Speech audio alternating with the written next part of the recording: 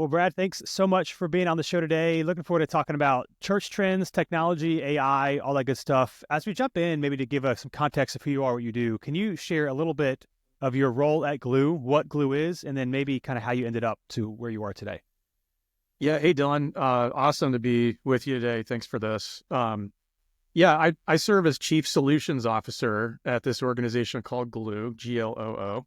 And it really, for me, caps off a long run. I've been in this weird niche space of I'm fascinated by technology.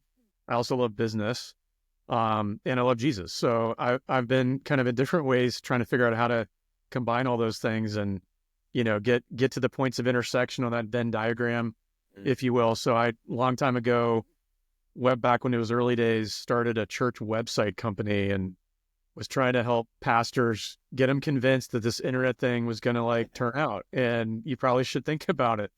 Yep. And did that for about a dozen years. And then later helped found a business called Ministry Brands. And that grew and has grown to be one of the larger providers of just all the tech stuff that if you're part of a church, you might see an app or a website or mobile app, online giving, background checks, a whole range of stuff. Really just empowering the church, almost the business side of church, with tech tools that honestly our friends in the marketplace have had for a long time. But, Dylan, you probably know, a lot of times, for good or bad, the church does lag in tech. And then that finally brings me to Glue. And, there's such a deep well of what we're doing here at Glue. But if we boil it down, we would say that we are building the technology platform to connect the entire faith ecosystem. So that means churches, yes, but networks, people that make content, people that make apps and provide service, and even all of us regular old Christians. How can we break down maybe some of the silos, some of the barriers that are there so that we can fully realize, this, we say, collective strength that God has put in the body of Christ, but too often we hit what feel like hurdles or roadblocks because we just don't have access to the things we need to go to the next step. So that's in a nutshell what Glue is working on. So just practically speaking, if a church comes to Glue and hey, I need help with X, what would they be reaching out to you for? Yeah. So the number one thing that churches find first valued isn't necessarily what they always stay for, but we offer a texting platform, believe it or not, to church leaders. And we do that because what we've learned over the years is email is dead. People are not reading emails anything close to like they used to. I mean, they still do, but the open rates are pretty dismal. But texting, on the other hand, has really become a very effective, and by the way, really almost more intimate or relational way to communicate and exchange. But a lot of churches today still don't really have a good way to do that. I mean, I talk to pastors all the time. Are you telling me that I need to put every congregant's number in my phone and they're going to have my number and whatever? So we've built a dedicated platform that's really for every church, even the smallest ones, to really take advantage of this simple but powerful technology. And the results on that alone, the churches that are using our texting, which, by the way, we have 10 or 15,000 churches a week that are taking advantage of that service in some way on Glue. They're finding that those messages that go out over text get opened and read at least twice as often as their emails. Really exciting trends on prayer activity too.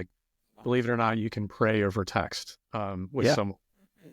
But Glue also has a lot of things for church leaders beyond texting. The one that I'm particularly excited by this year, we're putting a tool in the hands of churches to help them get a pulse on their people. It's a simple, small, free assessment. And it's actually designed, it's part of an initiative called State of the Church. And for most of us, pastors, church leaders have never had a way to really know how our people are. How are my disciples really, if I can use that language? And so this tool actually gives you a well-rounded, well-founded way to do that. And you'll be joining thousands of other churches that have been using this to better direct what do we preach on, what programs should we run, how do we think about our budget, our staffing, all based on what are the needs of my people in my church, or if I could say, what's the state of my church? So those are a couple of quick examples of where you might get started on Glue. Interesting. And speaking of texting, we have the church email thing. We do the text thing as well. It's always interesting. Every once in a while, we'll send a text out about an upcoming event or something that needs a registration. And it's just very funny. It's like when the text goes out, you see the registrations happen like bam, bam, bam, bam, bam. And when the emails kind of go out, it kind of trickles in slowly over time. And so it is just funny, like real hands on, like people are responding a lot quicker. Now you mentioned state of the church. And so that's what we're going to talk about. There was a recent Barna study that they released their state of the church research, and it focused a lot on church technology. And so I kind of want to dive into some of that.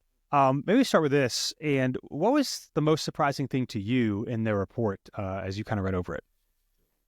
Yeah, well, I think that we've learned through the Barna research and also just practical laps around the track with a lot of churches that pastors feel, if they're being honest, they feel a gap in really understanding the effectiveness of what they're doing.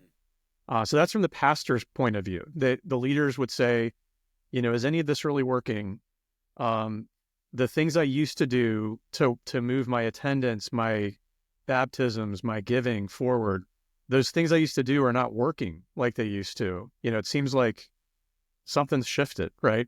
Yeah. And then from the congregation seat, a lot of the research that Barna uncovered is that people actually fundamentally don't understand that the church can serve them in all areas of life. The church maybe is a place I go to hear the Bible, to sing some songs. One person far more, I guess, cynically said, "Oh, church, isn't that a place that you go on Sunday to like sing and feel guilty?" Like there's a range of perceptions, right, about what the church and honestly the gospel is for. And so, but when we ask, like, are you looking for help and guidance in these areas of life?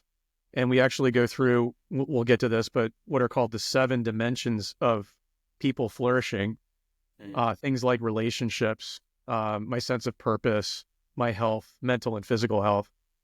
People are like, yeah, I need all the help I can get in those areas. And then if the church could provide help, would you be interested? Resounding yes. Yeah. So, you asked what was the most surprising. I mean, there's a lot more empirical stats, but to me, like both of those sides represent to us and to me an opportunity, because pastors, I think, are wondering how are the people really doing and is any of this working?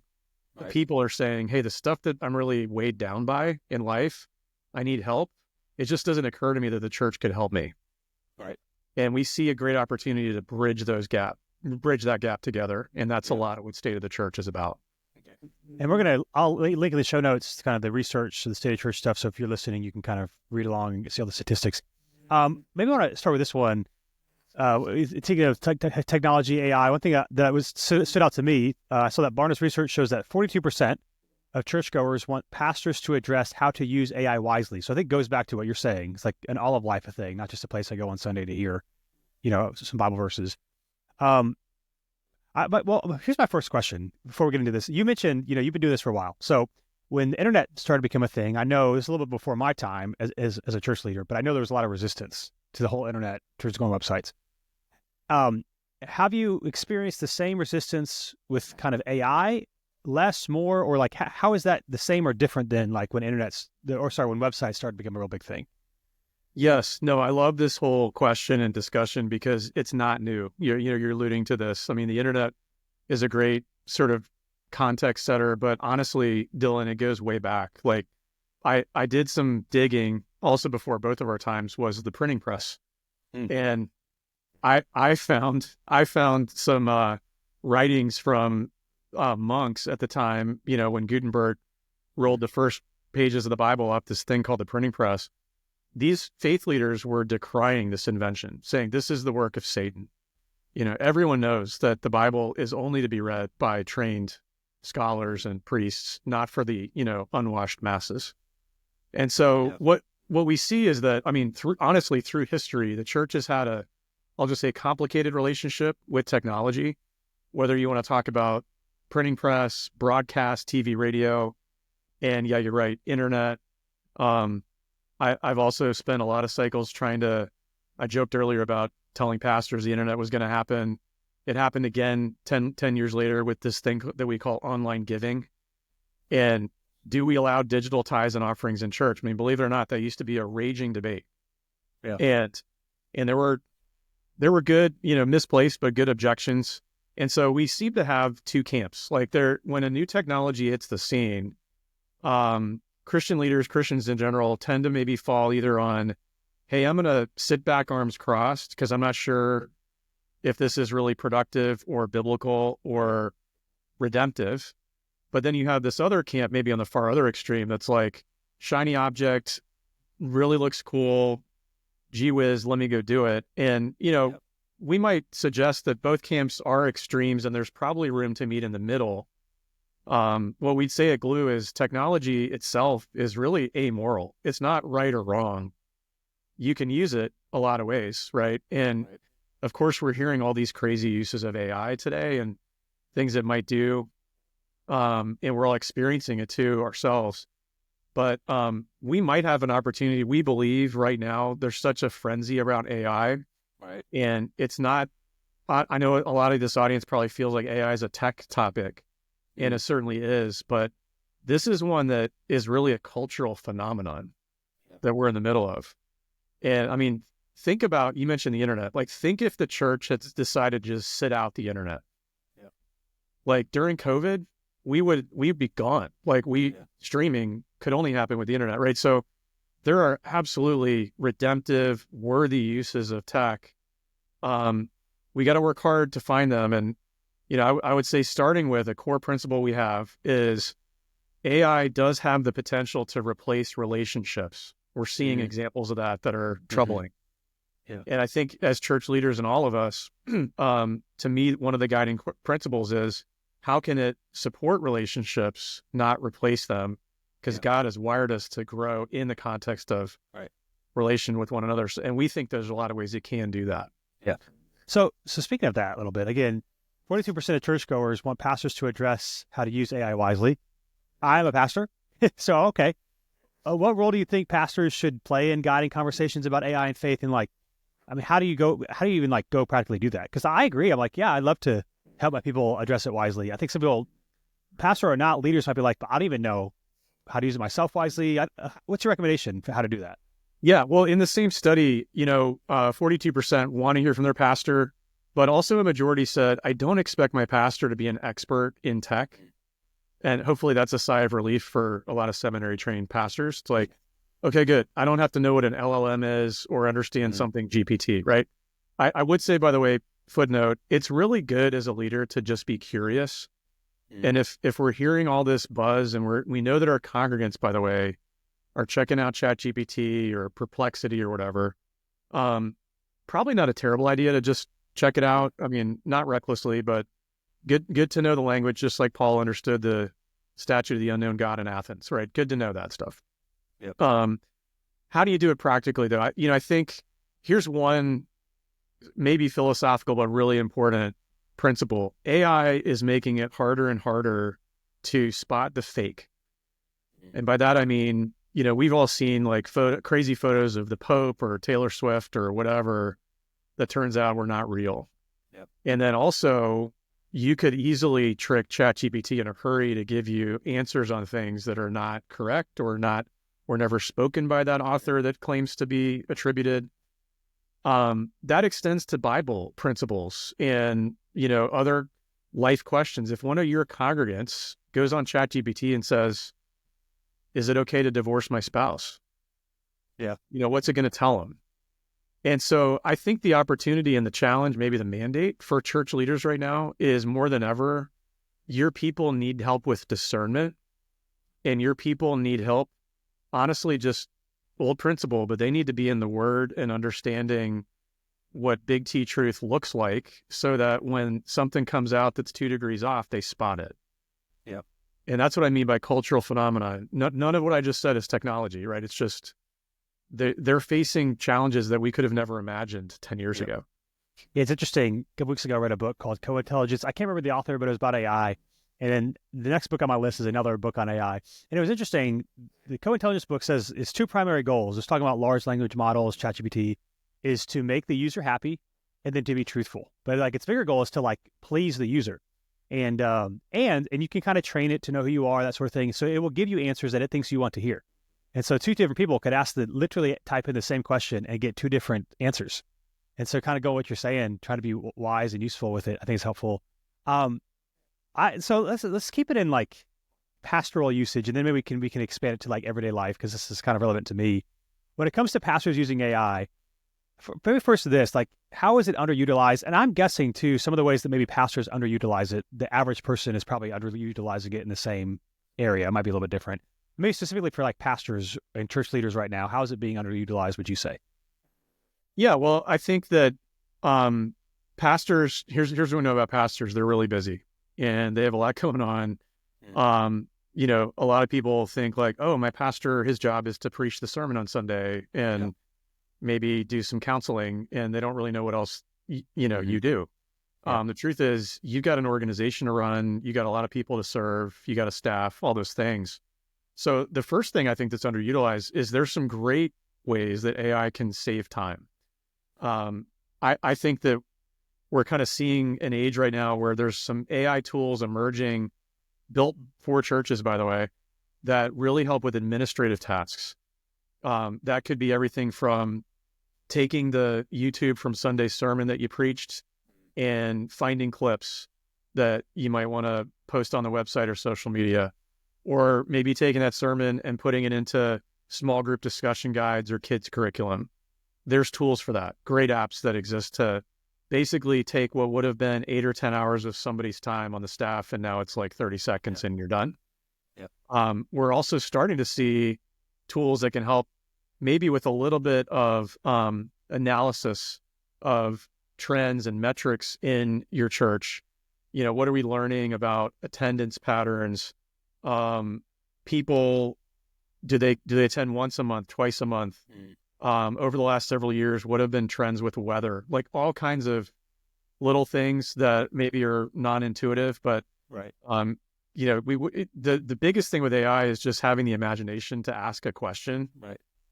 And so there's some great tools. Glue, we partner with many providers already. We actually even hosted a competition twice in the last 2 years called an AI in the Church Hackathon. And contrary to how the name sounds, it's a really positive event that spurs on innovative thinking about, man, how can we harness this to serve pastors and serve church leaders? Our grand prize winner last year, we had 43 teams competing, and the grand prize winner created a tool that live translates your sermon as you're preaching. Wow. So if you're a small church of 60 people and you're up there preaching in English, you can now have a Spanish congregation or a Korean congregation if you want. Right. This isn't like wait 3 days and get a transcript. This is as the words come out of your mouth, it's being translated. Just phenomenal, like stuff that you would have never dreamed of years ago. It's pretty crazy. I've been messing with it too, like not realizing how much you could do with it, then like asking it more questions, and like maybe talk about it this way. Maybe talk about like sermon prep and stuff. So I've been using it a little bit. What I found interesting, again, you have to somewhat take it for a grain of salt. Like last couple of weeks, last week I was sermon prepping for a passage in Acts 12, and it's, long story short, it's Paul's first missionary journey, and he comes across this sorcerer magician, and then he comes across who's essentially like the governor of Cyprus. So he's like the head guy of the island of Cyprus. And I was like asking ChatGPT, because you got the commentaries, but there's always questions that you have, and you can't like ask. I'm like, I wish I had like a Old Testament scholar for me, or whatever. So I'm like asking it these questions. I was like, well, why would this like sorcerer be with this high-ranking official? And like it was like going on, and it was just like very fascinating. Today, as we were recording this earlier today, I was sermon prepping Acts chapter 13, and in Acts 13, Paul and his Barnabas, they go to the city of Antioch, and they're invited into the synagogue to share. And so I'm asking ChatGPT, like, why would they invite these Jews who believe in the risen Jesus to share in their synagogue? And it, again, you got to take it with a grain of salt, but it was giving the possible reasons as to why they would have been invited in. And I've been like, man, it's like really fascinating that you can ask these questions. And again, it doesn't know everything, but like, I just found it like really, really helpful. I think that's really wise. Yeah. I mean, in a sense, the way you're describing it, Dylan, it's sort of the concordance of our day in a Hmm. sense. I don't hear anything in your explanation that's like you're just letting ChatGPT write the sermon, Right.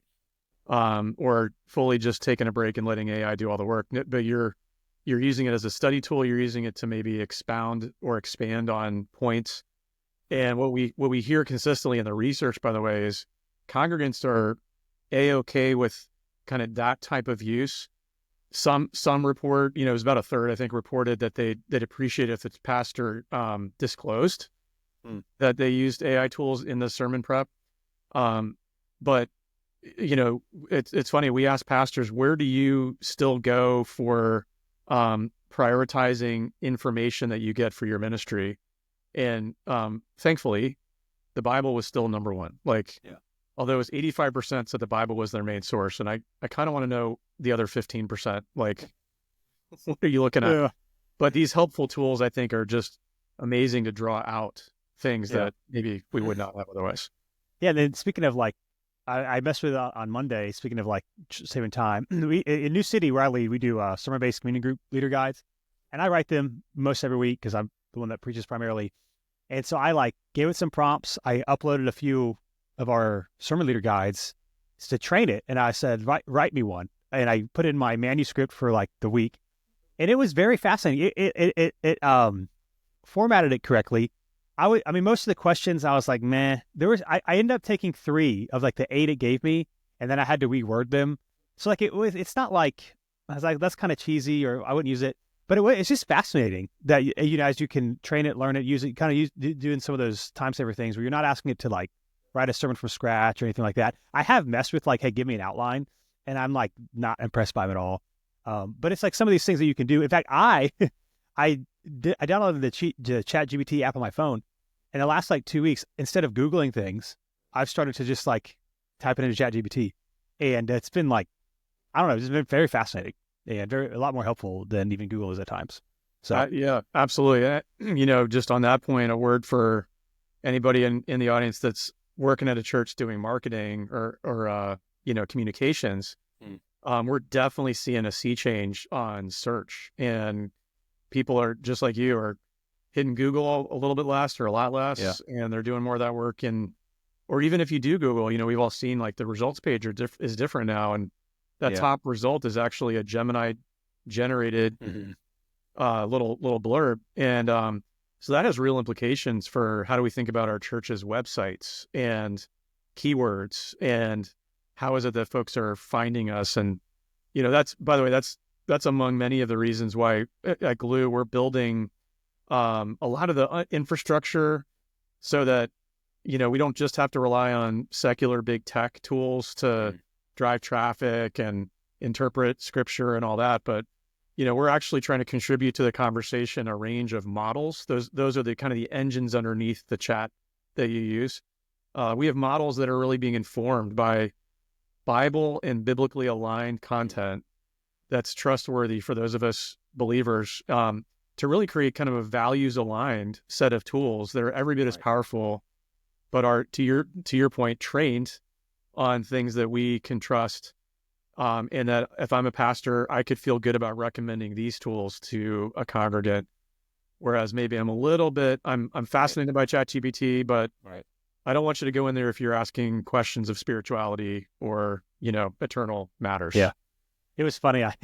I was asking it questions about Muhammad, and it didn't like some of the questions. I don't know if it was giving me a warning or just saying this goes against our guidelines. I'm not trying to be like explicit here, but I typed in like, was Muhammad a pedophile? He had multiple wives, and one of his wives was either 6 or 9 years old, and we know that historically is correct. And so like I asked, and it was like, this goes against our guidelines. And it was just fascinating because it eventually it was saying like, well, people's standards of, what is or is not is different. And, people used to get married younger. And I was like, yeah, people used to get married maybe mid-teens, 14, 15, 16. But, the definition of a child is always consistent. And it didn't like what I had to say.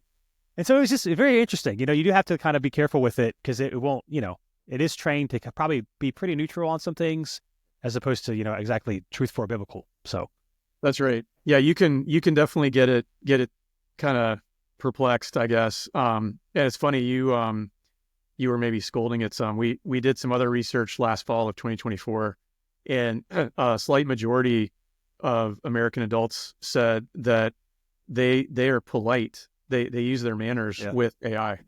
You know, please tell me this, or thank you after it provides an answer. And that's kind of a cute, funny stat, but it also, I think, maybe a little bit belies this idea of relationship that I mentioned. Am I talking to a person here, and do I need to be polite? Or is it a tool? And back to the idea of like discernment. I think pastors, we can help our people put these tools in their proper place and for their Yeah. proper use. Yeah. So I want to talk some more of the benefits of it, but maybe some of the unhelpful, maybe unethical ways, like maybe for sermon prep or otherwise, like what are some ways that maybe pastors, ministry leaders can use AI in a way that's like not helpful or even deceiving, that sort of thing? Like where do you think, maybe we put this, like, where's the line of like, hey, that it's okay to use it for this, but maybe not for this? Yeah. Well, I think, I'll chime in, maybe again, research back to cause I don't know if my imagination is deep enough to imagine all the bad things you could do, but Yeah. I'll tell you that, practicing Christians that we've researched, together with Barna, that where do you draw the line question, the general majority would say, hey, A-OK using it in administrative, A-OK sermon prep, certainly, this idea of repurposing content. Like I said, take a sermon and turn it into a small group guide or turn it into kids curriculum. No problem. When you start getting into using AI, though, to handle theological matters, and certainly, as I said, to write the sermon, then you start to really get to a point where more practicing Christians feel uncomfortable about that. And I think there's pretty clear reasons for that. The Holy Spirit needs to be front and center, guiding this process, no doubt. Also, like another quick use case that came up, should I use AI to help me with counseling? And that's a little bit of a debate. I think that it's one thing if I'm just getting counseled by ChatGPT.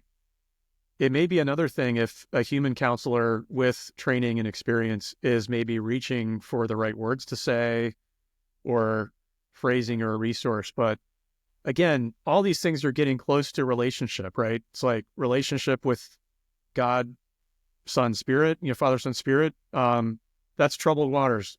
Relationship in a counseling setting, also really dicey. And I think, to me, we don't have the imagination fully to understand what's coming or what's going to happen next. Right. But for us, the principles seem pretty enduring. It's like, let's focus on things that are going to help us support the relationship, including, as a pastor, my relationship with my flock and my people.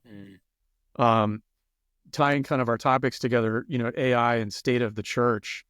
The real value in state of the church for most church leaders is it gives them a glimpse they've not had before to understand where their people are right now on a discipling journey.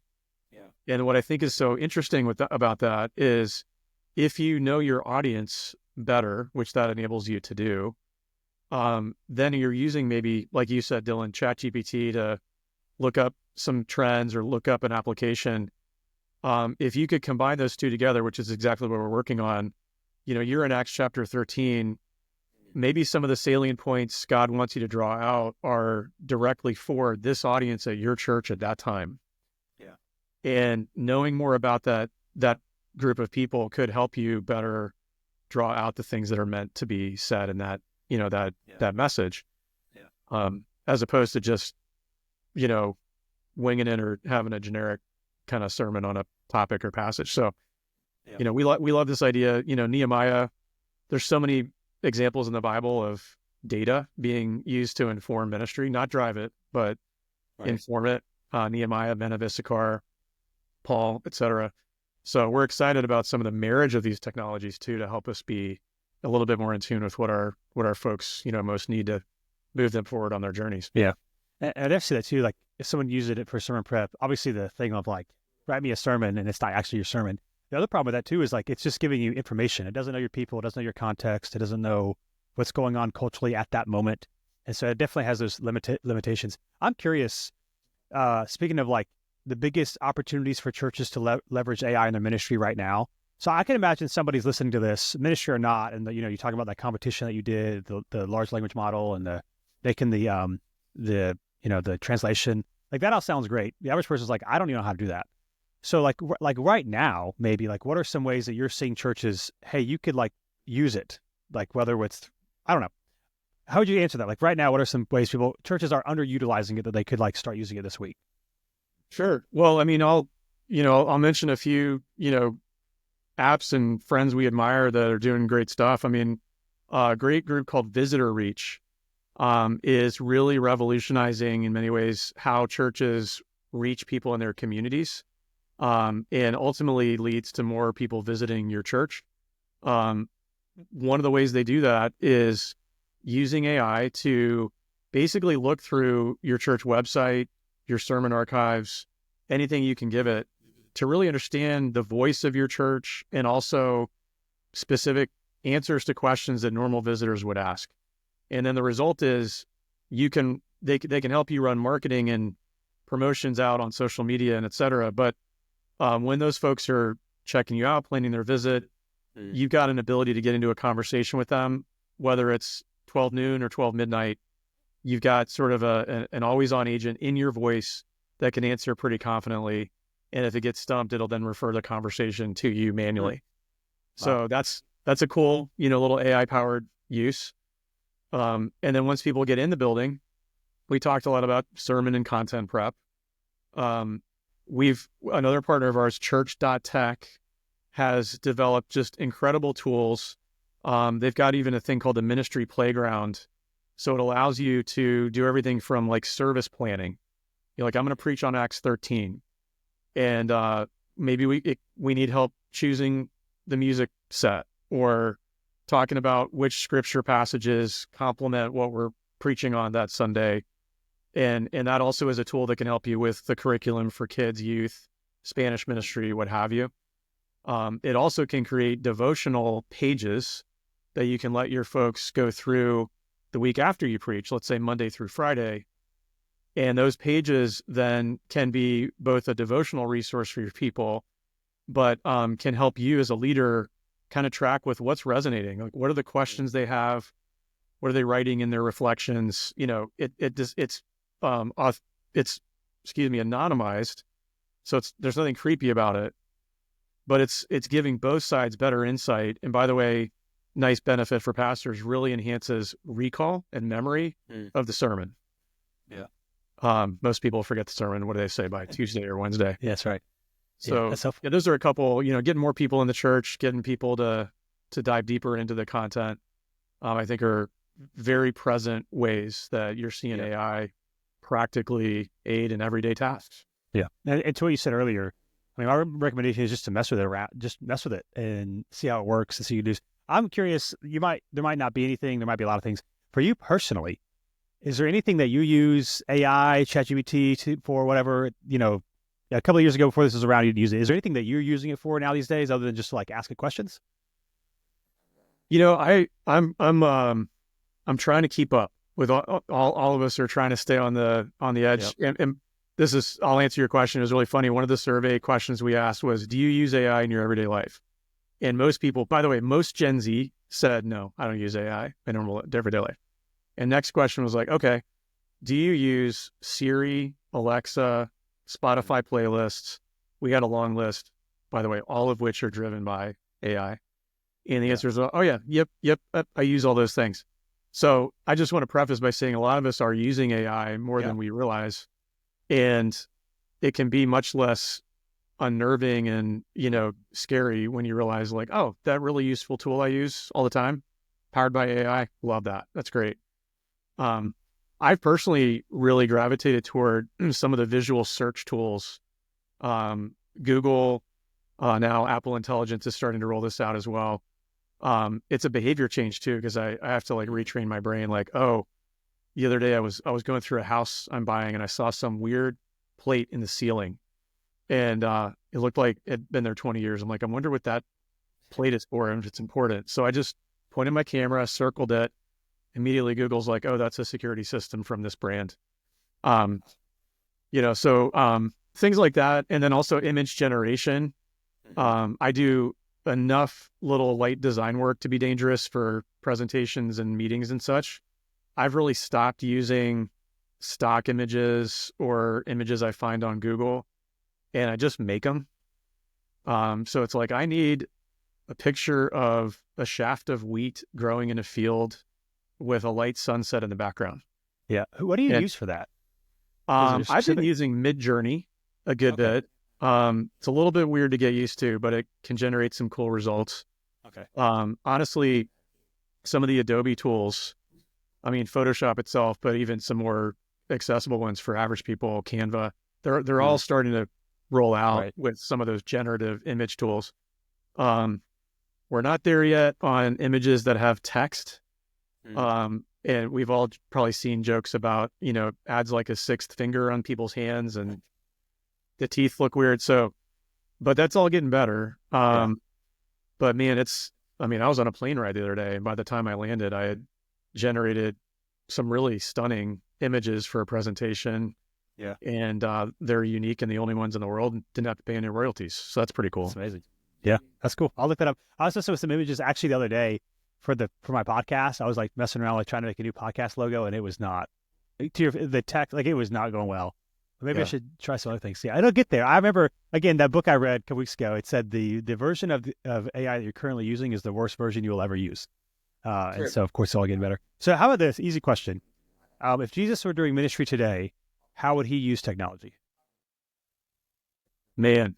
Okay. Well, this is gonna be a minority comment, but um, I'm an Android user, and I get no end of shame from my iPhone friends.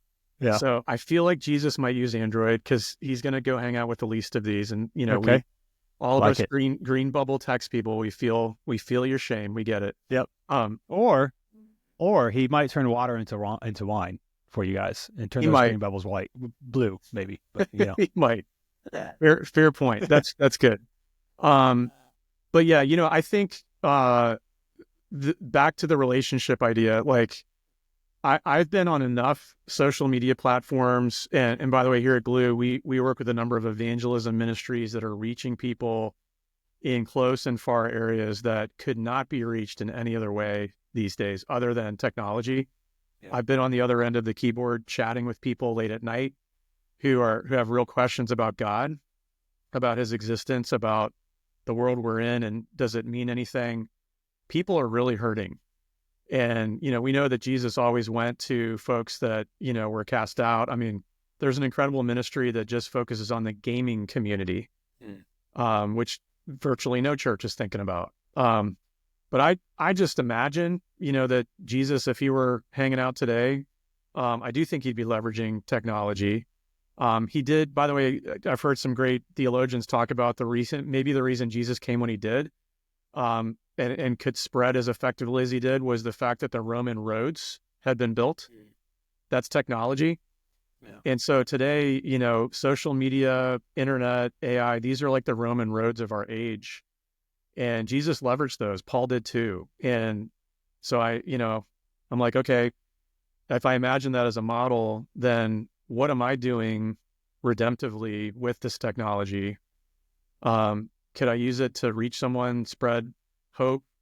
I mean, very practically, that extends all the way down to like, how am I behaving in the comments on that post?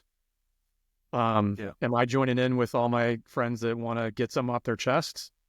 Or am I offering maybe a different view that causes them to, kind of invoke 1 Peter 3:15, like always be ready to give a reason for the hope that you have. So Yeah. I don't know. I think it's cool to imagine what Jesus would be doing, but I mean, God allowed all the technology we've got around us. He allowed that to come into existence. He's not surprised by it. Yeah. And I think we have a duty to figure out how we use it as believers. Yeah. That's really helpful. Speaking of believers, like we're speaking just like everyday Christians, and they're wondering how they might use AI to help grow them in their faith. And we've talked about some of the positives, some of the dangers, and someone's listening to this and it's like, well, should I not use it at all? Or how could I use it? Should I be careful of anything it tells me? How could we use AI just for our everyday faith? I absolutely think you can use it. Yeah. I mean, there's new challenges. I mean, let me talk to parents for a second. I mean, our kids in schools right now are dealing with uncharted waters, with this AI stuff. Teachers are running AI checks on English papers, and Yeah. students are using it to do all kinds of crazy stuff students with no frontal lobe are doing these Yeah. days. So I think as parents and, adults, um, we need to be conscious of that. That's more of a call to like be thoughtful and, you know, understand the moment we're in. But in terms of how we can use it, let me just reframe. I think that we need to always be in the Word first. There should be no substitute for that.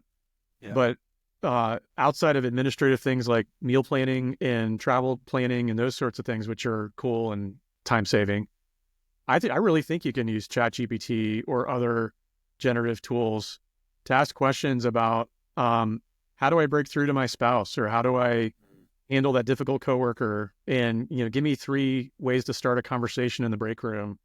Yeah. Again, we're only limited by our imagination and what we might ask of these tools.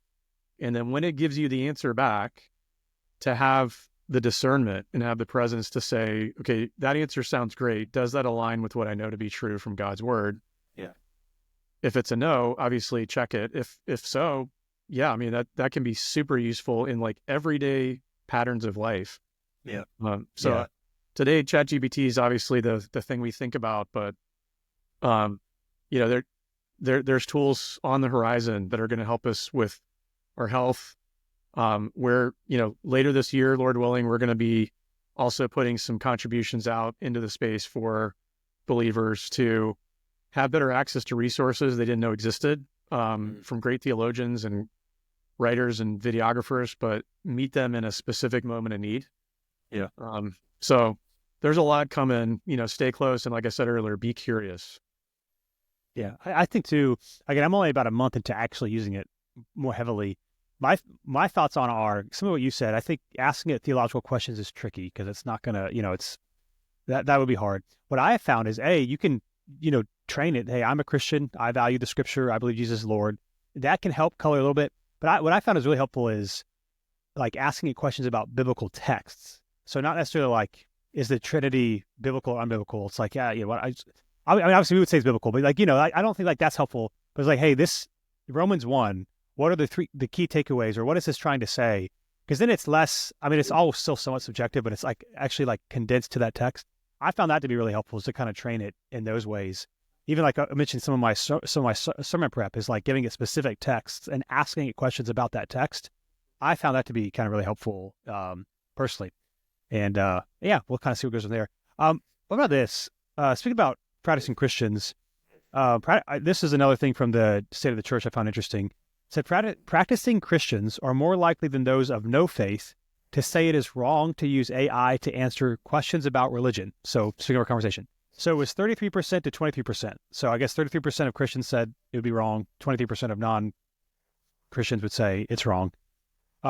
What do you make of that? And why do you think there's, a somewhat substantial difference between practicing That's right. Christians It's and about not? a third difference, and maybe the opposite of what we might have expected. Maybe I'm actually encouraged by this stat. I think that it maybe shows me that practicing Christians have a high view of Scripture, and actually practicing Christians are concerned or skeptical that we leave, deft handling of God's word to technology. Yeah. But I also would, and we're seeing, by the way, Dylan, in a lot of these stats, we're seeing a lot of dynamic movement almost month by month right now. This thing is so new. Right. We've not been here before. So I think as we talked earlier, as we see more examples of tools that really do handle Scripture appropriately, and I mean, I'll admit I've used some AI tools to prep me to share the gospel with someone who was in a very specific life scenario. And, my prompt was along the lines of, as a Christian, help me present the gospel message to someone who blank. Could be a neighbor who's just had a death in the family. Could be someone who lost their job, whatever the case is. And I think that's incredibly helpful. That's a topic about religion, to quote the survey question. So I think that our understanding and our imaginations maybe are not quite big enough yet to understand the potential power. But again, I think that I'm a little bit encouraged that practicing Christians are like, hold up, we have a little bit of a higher standard here. We're not quite ready to yield all this to technology, whereas non-Christians are like, yeah, sure, knock yourself out, do whatever you want. I think that Yeah. they don't have that standard that we do. Yeah, that's helpful. And I think, Sue, again, as AI continues to evolve and improve, I know there's probably some concern, maybe going back to this question, like, especially dealing with relationships. My wife helps run an online ministry called Awesome Marriage. And so they've seen that too, how it's like, people are developing relationships with these computers and whatever, and taking away from personal relationships. Is there a future where AI kind of plays a more pastoral role? And like, in what ways would that be helpful? And could it become like maybe dangerous and unhelpful as it gets really hard to discern, like, is this a real person or not? Well, yeah. I mean, first of all, and I'm not necessarily saying this enthusiastically, but yes, I think there is a future where, I mean, we've already seen in Germany, for example, this is more than a year ago, a church put on an entire worship service with singing, homily, scripture readings, etc., completely with AI. There were no humans on the stage or the podium whatsoever, and the ratings were mixed to pretty low on that. But as we said earlier, the technology is going to improve and probably iron out some of the awkwardness. But I mean, I think we need to ask the broader question, like, should we be doing that? And what purpose does that serve? I mean, you might say, well, I'm a bivocational pastor, and when I take weeks off, no one's there. And why could I not have a little help if it's technology or otherwise? I mean, we could get to a point where there's enough supervision that that's actually helpful and trustworthy. But I would be very leery, back to our principles, that anything we do in that lane is not going to violate the principle of relationships that God's put us through. We know that we live in a lonely generation. It's that loneliness epidemic the Surgeon General talked about. And unfortunately, AI, because of almost its human-like qualities, could have the potential to drive folks deeper into isolation.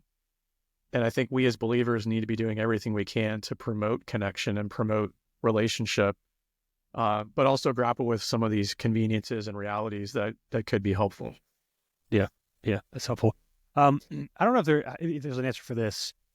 We talk about a little bit too, maybe some of the hesitancy in the church space sometimes to adopt some of these tools too quickly. Is there anything you think the church can learn from the way businesses and other industries are currently using technology to help people? I know everybody's in some ways trying to figure this out together, but is there other industries or businesses that are like, hey, they're using it this way, and I think that's pretty helpful that maybe churches can learn from? Yes.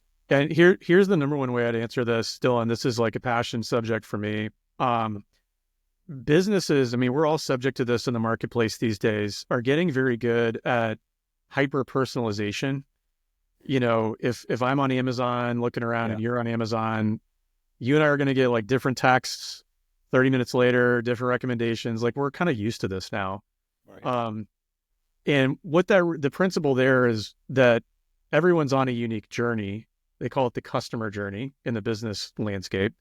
And businesses, marketers, product designers are getting quite good at understanding where someone is, sort of a goal they have, and then helping nurture them to that goal. Now, in the business world, usually that has dollar signs attached to it, and that helps us make more money. In the church space and in kingdom work, we're not driven by profit motive. We're driven by the Great Commission. And heretofore, I would say we've had a little bit of, just by necessity, we've had a bit of a one-size-fits-all approach to, hey, we'll preach on Sunday. We'll have programs that allows people to a little bit segment themselves, but it's not been possible before, practical to individualize. And I don't care if you're a church of 50 or 5,000, it's the same principle. Now you are starting to see where those principles from the marketplace to personalized journeys are starting to make their way into the church. I mean, Jesus walked up to the woman at the well. Now he had a couple tools that we don't have at his disposal, but he knew the audience and met her where she was. Same thing with so many other encounters. And so, with technology, but also I just would broaden your question to say there's a concept there of how do we know something about a person so we can match them to a step that we think is going to help them grow a little bit more on a spiritual journey, relationship, vocation, whatever. So we're very passionate about that. We've taught courses on this, and I believe if in the church, we could adopt a little bit more of a nurturing mindset to help every person recognize God's got them on a unique path, and mine's going to look different than yours. But as a pastor, my job isn't to grow all of you. My pastor is to create the environment and support relationships in the church. Because if you're on that path, there's probably someone that's a couple steps ahead of you on the same path. And so I think that's a worthy principle that we can glean from the marketplace. Yeah, that's helpful. Go back to the state of church. One of the things you see in the research is that Gen Z is valuing in-person relationships over digital connections, which maybe is a little inverse that you would assume. But I think part of that's they've grown up in it. And so they've realized no, we need people. We can't just be at home on the screens all the time. That being said, maybe this is a generic question here. What does this mean for how churches structure their online and offline engagement? I think, especially with COVID, everybody was live streaming, doing all these things online, which is, for many churches, getting better at engaging people online was a good thing. But now we're seeing churches intentionally pull off the live stream or do different things to try to gather the in-person thing. So the tension is how do you balance that, reaching people digitally, but also getting people together in person? Because that is where life change over the long haul really actually happens. I don't know. Again, I know there's conflicting opinions on how to best do this, but what would you what's your guidance for churches in terms of balancing online, offline strategies? Yeah, I understand, our brothers and sisters that are this far past the pandemic are let's shut it down. Let's pull off the live stream. Let's really get them in the building. There's worthy reasons for that. I would show my bias, though. I think that's a mistake. I think that using online streams can be really effective at reaching people that we or maybe anybody is not going to reach any other way. There's that old debate, is the live stream, is it a front door or a back door? Does it allow people to get lazy? And it's probably yes is the answer to that. I think it's incumbent on us, though, to think about the way we've been leveraging that technology and those screens.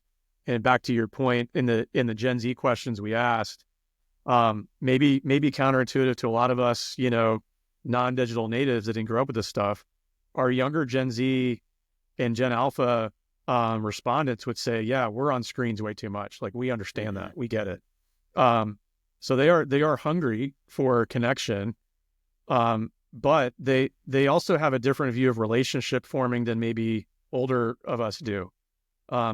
Relationships can be nurtured on screens, which I know that's fighting words for some people. But and then also what we see with Gen Z is they're more fluid. It's not that I have this online relationship and that offline relationship. It's that my relationships can flow freely between. So there might be moments where I am in Snapchat interacting with someone, but then we're going to meet up and we're going to go to dinner or we're going to go play sports or whatever. And that's completely natural to our younger generations. I've got two myself, a parent, I see it. And I don't think the church has really fully figured out yet how to adequately leverage that fluidity. And it goes way beyond just broadcasting content on Sunday. Right. And so I think that, yes, they're using screens too much and that's self-reported, but I think that's also where they live. And like it or not, it's hey, I don't know, I drive too much. I have a commute, but I still have to do it every day.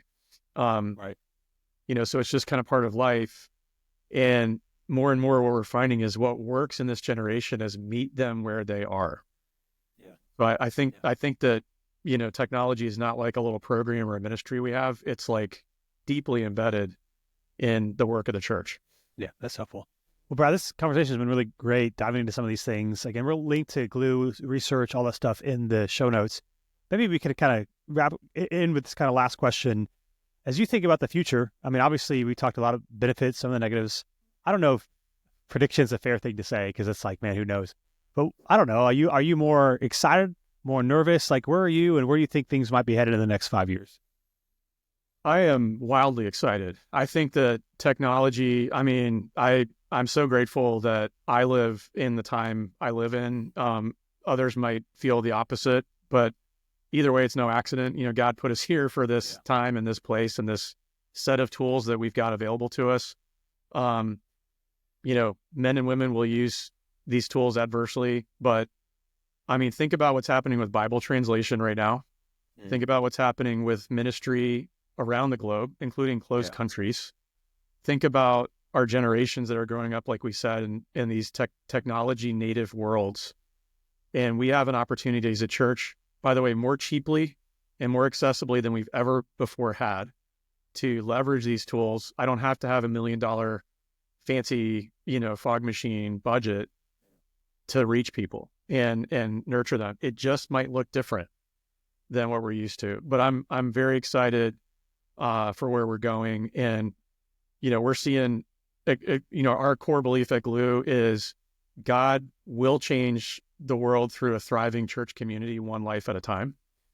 And so the technology and the connections we have are making that possible like we've never seen. So I would say to believers, let not your heart be troubled. Like these are exciting times.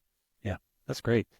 Well, Brad, thanks so much for the time. If people want to connect with you or Glue or any of the stuff we've talked about, where can they go online to find more information? Yeah, come visit us at glue.com. It's GLOO, glue.com. And if you're intrigued at all by the State of the Church project we talked about, there's a website for that too. It's stateofthechurch.com. Tons of free stuff there. A lot of research from Barna, a lot of things, Dylan, that we just talked about, you'll find. So I'd commend those. And even if you're not a pastor, if you're just an interested Christian, listener of this, we made this stuff for you too. So we'd love to have you come over and check it out. Awesome. Brad, thank you so much. Thanks, Dylan.